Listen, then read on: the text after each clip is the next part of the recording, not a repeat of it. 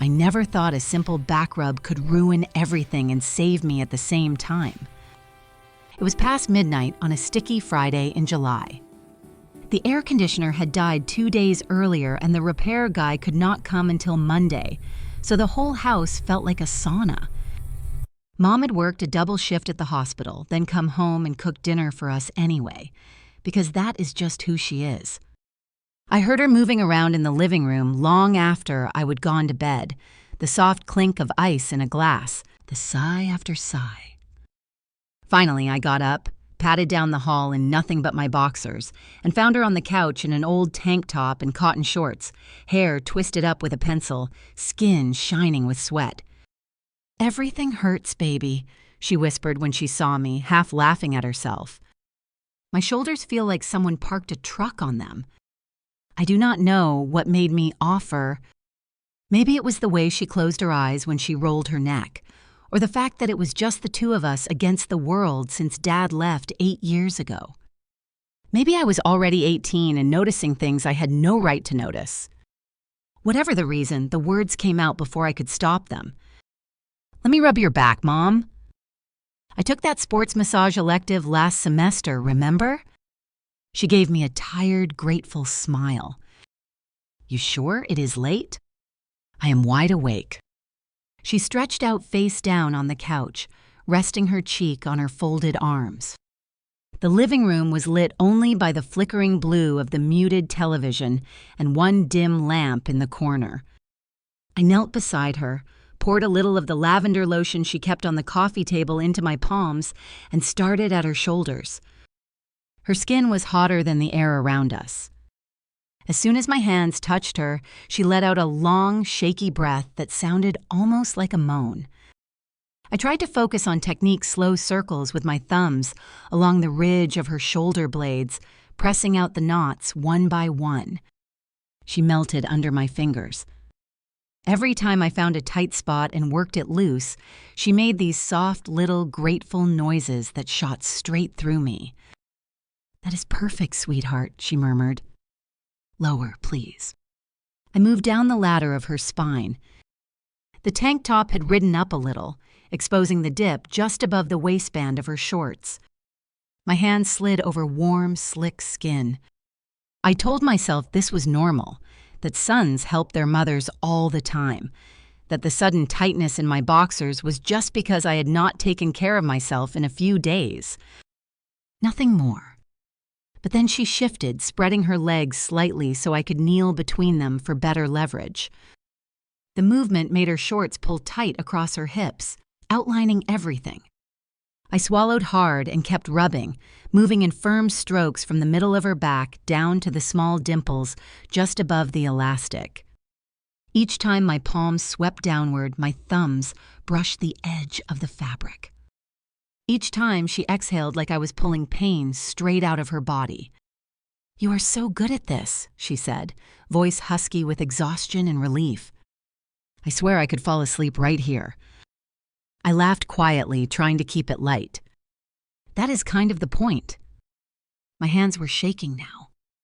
I could not help it. The lower I went, the more the air between us seemed to thicken. I told myself to stop at the waistband, to go back to her shoulders, anything safer. Instead, like an idiot, I let my palms slide, just barely slip under the edge of her shorts, only an inch, just to reach the top of the glute muscles that were obviously killing her. She did not flinch. She sighed deeper. Encouraged, I pressed harder, kneading the tension out of those strong, curved muscles. The thin cotton of her shorts was damp with sweat. Beneath it, her skin felt like silk over steel. My thumbs traced the line where thigh meets hip, and that was when it happened. A rush of blood so fierce it made me dizzy. In seconds, I was achingly, unmistakably hard. The kind of erection that hurts, the kind there is no hiding in loose boxers. I froze, hands still on her, praying the couch would swallow me whole. Mom lifted her head a fraction. "You okay, honey?" "Yeah," I croaked. "Just cramp in my hand." She chuckled softly. Do not stop on my account. Feels too good. I had to shift my weight to keep my situation from brushing her leg. I thought I would manage it. I kept rubbing, moving in slow, careful circles, but every stroke sent another pulse through me. The room was spinning a little. I could smell her lavender lotion, faint vanilla from her shampoo, and something warmer, deeper that made my mouth water. Minutes crawled by, 5, maybe 10. My hands grew bolder without permission, sliding a little farther under the fabric each time until my fingertips were grazing the swell of her backside. She never told me to stop. If anything, her breathing had gone slower, heavier. Once, when I pressed particularly deep, her hips lifted the tiniest bit off the couch, pressing back into my hands. That small movement destroyed the last of my self-control. I was throbbing now, the head of my cock pushing past the waistband of my boxers, leaving a damp spot I could feel cool in the air. I shifted again, trying to angle away, and this time I was not fast enough. The backs of my knuckles brushed the inside of her thigh, barely a touch, but enough. Mom went very still. For one terrifying second, I thought she would sit up, slap me, scream something. Instead, she let out the slowest breath I would ever heard, almost a sigh of discovery. "Baby," she whispered, voice different now, lower. "Are you?" I could not answer.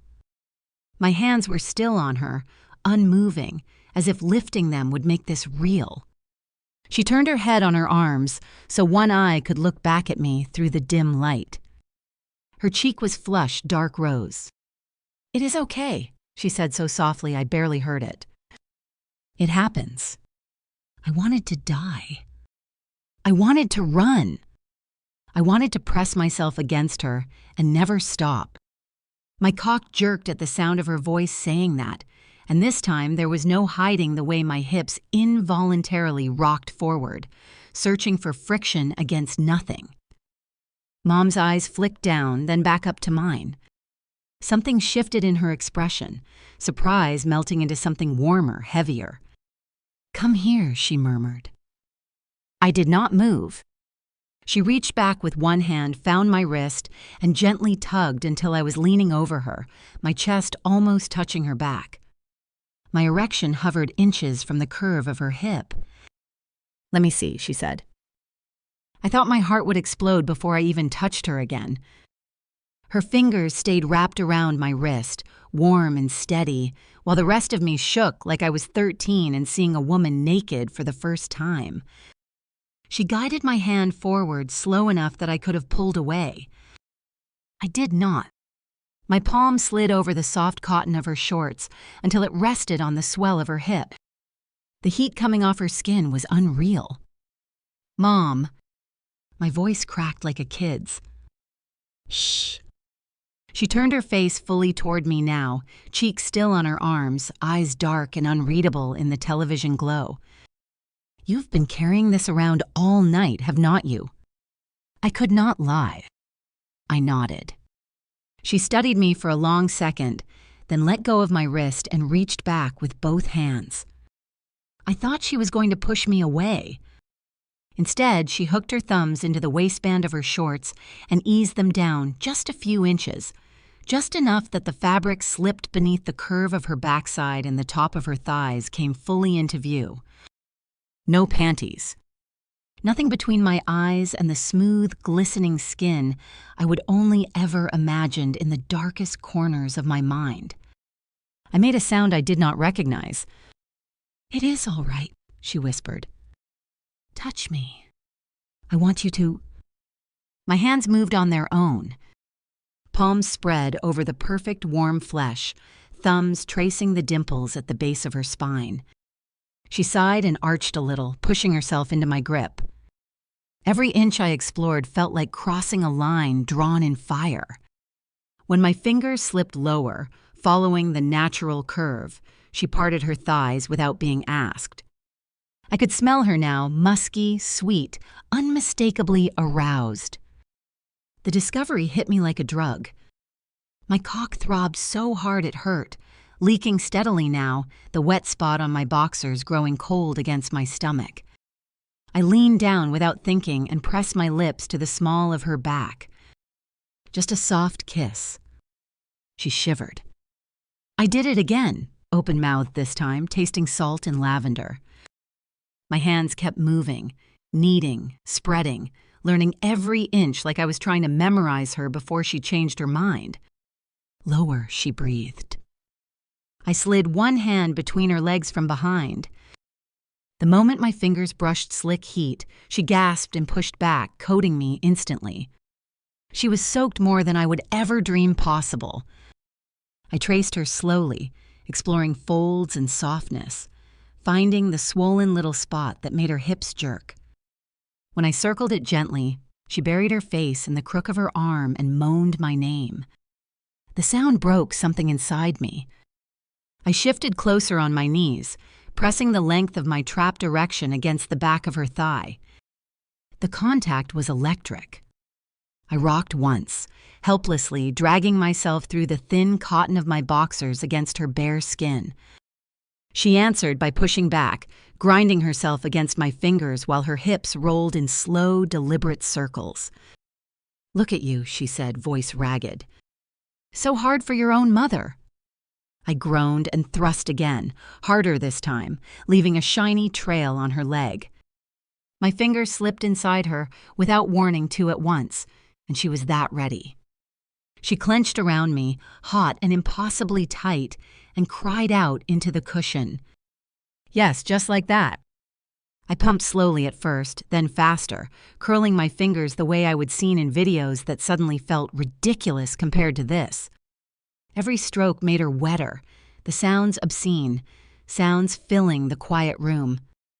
My thumb kept working that sensitive bud, and within a minute, her whole body went rigid. She came with a broken moan, thighs trembling, inner muscles fluttering around my fingers like they were trying to pull me deeper. I did not stop. Could not.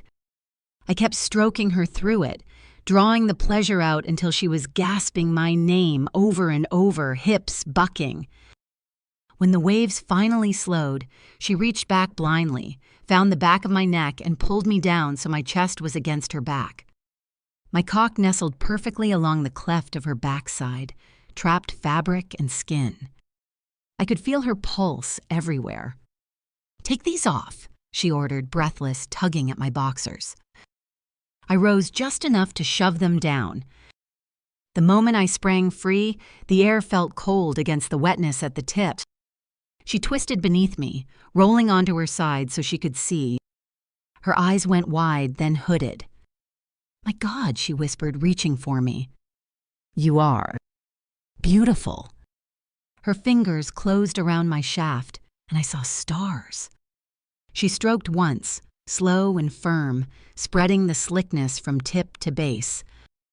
My hips jerked forward like I had been shocked. "Easy," she soothed, but her grip tightened. "I want to feel how hard you are because of me." I lasted maybe 10 seconds under her hand before I had to pull away or finish right there. She laughed low, wicked, and guided me back between her thighs from behind, not inside, just sliding along her soaked folds, coating myself in her release. We moved together like that for what felt like hours slow, filthy grinding, my length dragging over her clit again and again while she whispered things no mother should ever say to her son. Every time I got too close, she would still my hips with iron fingers and kiss my knuckles until I calmed down. Then she would start again, rocking, teasing, telling me how good I felt, how full, how wrong and perfect. At some point, she turned her head and caught my mouth in a kiss that tasted like sin. Tongues, teeth, shared breath. I was lost. "I need more," I finally groaned against her lips. "Mom, please." She stilled. For one terrifying heartbeat, I thought I would ruined it. Then she smiled, small and secret, and reached between us to position me right at her entrance. "Not yet," she said, voice trembling with the same need destroying me. "First, I want to feel you lose control exactly like this." She squeezed her thighs together, trapping me in slick heat, and started moving again faster now. Urgent. I thrust helplessly, sliding through her folds, the head of my cock bumping her clit on every stroke. The pressure built so fast I could not breathe. "Come for me, baby," she whispered. "Right here, just like this. Mark me." That was all it took. I buried my face in her neck and came harder than I ever had in my life. Long, pulsing ropes that painted her thighs, her stomach, the couch beneath us. The pleasure was blinding. I kept moving through it, shaking, emptying everything I had while she held me tight and crooned soft praises in my ear. When it finally ended, I collapsed against her, both of us slick with sweat and each other. My cock was still half hard, twitching against her skin like it already wanted more. She kissed my temple, fingers threading through my damp hair. "That was only the beginning," she murmured. I was still shaking when she rolled over beneath me, the couch creaking under our combined weight. Her eyes never left mine as she sat up just enough to peel the soaked tank top over her head. Full, heavy breasts spilled free, nipples dark and tight from the cool air and everything we would already done. I stared like a starving man. She let me look, then cupped my face and pulled me down for a kiss that tasted like both of us. When we broke apart, she was breathing hard again. "Bedroom," she said. One word, rough with command. I stood on unsteady legs and offered my hand. She took it, rising naked and unashamed, the evidence of my release glistening on her stomach and thighs. We left every light off. The hallway was lit only by the moon through the blinds, silver stripes across her skin as we walked.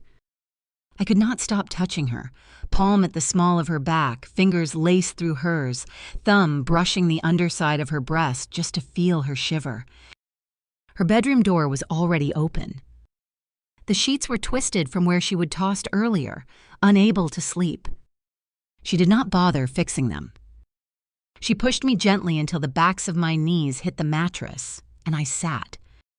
Then she stepped between my thighs and looked down at me, really looked, like she was memorizing the boy she would raised and the man who'd just come all over her. "I have imagined this," she confessed, voice barely above a whisper. "More times than I want to admit." The words hit me like gasoline on a fire. I was fully hard again, aching. I reached for her hips and pulled her closer. She climbed onto the bed, straddling my lap without letting me inside yet, just rocking slowly so my length slid between her folds, coating me in fresh wetness. Every glide made us both groan. "I need to feel you," I said against her throat. "All of you." She rose up on her knees, reached between us, and guided the head of my cock to her entrance. For a second she hesitated, eyes searching mine. I saw everything there: guilt, love, hunger, surrender. Then she sank down in one slow, relentless motion. The heat, the tightness, the impossible slick grip of her body stole my breath. I gripped her hips hard enough to bruise and tried not to thrust up like an animal. She paused when I was fully seated, both of us trembling, adjusting to the reality of what we were doing. "Mom, it came out broken." She silenced me with a kiss and started to move. Slow at first, just tiny rolls of her hips that dragged me in and out an inch at a time. Every time she lifted, her inner muscles clung to me like they never wanted to let go. Every time she sank back down, the base of my cock ground against her clit, and she gasped into my mouth. We found a rhythm, deep, unhurried strokes that felt like they lasted forever and still were not enough. I buried my face between her breasts, licking and sucking, drawing one nipple into my mouth until she cried out and rode me harder. My hands roamed everywhere down the slope of her back, over the curve of her ass, spreading her so I could thrust deeper. The room filled with the sounds of skin on skin, wet and rhythmic, her breath hitching every time I hit that spot inside her. "Tell me," she panted against my ear. Tell me how it feels." "Like heaven," I groaned. "Like I am going to die if I do not come inside you." She laughed, breathless and wicked, and clenched hard around me. My vision whited out for a second. "Not yet," she said, slowing again, torturing us both. "I want this to last." She pushed me flat on my back and leaned forward, hair falling around us like a curtain. From that angle, every downward slide took me to the hilt. I could feel myself nudging her cervix, and she loved it, grinding in tiny circles each time she bottomed out. I watched her breasts sway above me, watched her stomach tense, watched her bite her lip to keep from screaming. I could not stay still anymore. I sat up, wrapped my arms around her waist, and flipped us so she was beneath me. The surprised moan she gave turned into a low, continuous one as I started driving into her in earnest. The bed frame knocked against the wall. Neither of us cared. "Look at me," I said. Her eyes locked on mine, wide and glassy with pleasure. I hooked one of her legs over my shoulder, opening her deeper, and she shattered again, back arching off the mattress, nails raking down my back, inner walls pulsing so hard I had to fight not to follow her over. When she came down, she was crying, not from sadness, just overwhelmed. I kissed the tears away and kept moving, slower now, savoring every inch. "I love you," I whispered against her lips. "I have always loved you." "I know, baby," she whispered back. "I love you too. Let go with me." She wrapped both legs around my waist, heels digging into my ass, urging me deeper, faster. I felt it building again, that impossible pressure at the base of my spine. "Come inside me," she said, voice breaking. "I need to feel it. All of it." 3 more thrusts and I was gone. I buried myself as deep as I could and let go, pulsing endlessly, filling her while she clung to me and shuddered through another climax of her own. It felt like my soul left my heart. Everything poured into her in hot, thick waves. We stayed locked together long after it ended, breathing the same air, hearts hammering against each other. I was still inside her, half hard and unwilling to leave. She stroked my hair, my back, my face, like she could not believe I was real. Eventually, I rolled us to the side so I would not crush her. She kept one leg hooked over mine, keeping me close. The room smelled like sex and sweat and us. Moonlight painted silver across the tangle of our bodies. She kissed my forehead, then my mouth, soft and lingering. "This changes everything," she said quietly. "I know." "Are you scared?" "Yes," I admitted. "But I do not want to go back." She smiled, small and fierce. "Good. Because I do not either." We fell asleep like that, still joined, sticky and perfect and ruined for anyone else. In the morning, there would be consequences, questions, maybe even regret. But right then, wrapped around each other in the quiet dark, there was only the truth we would both been carrying for far too long. I was hers. She was mine. And nothing in the world would ever feel as right again.